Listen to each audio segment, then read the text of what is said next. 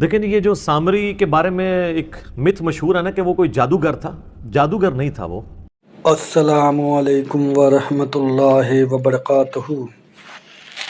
सामरी जादूगर ने हज़रत मूसा अलैहिस्सलाम की उम्मत को कैसे गुमराह किया? ना उसने कहीं क्लेम किया कि मैं जादूगर हूँ। एक शोबदाबाज था वो, जिसने सैयदना मूसा अला नबीना अलैहिस्सलातु वस्सलाम के कोहे तूर पे जाने के बाद उनकी उम्मत को, ज़ाहिर है कि वो आप अलैहिस्सलाम के सहाबा कराम ही थे, फितने में मुब्तला कर दिया।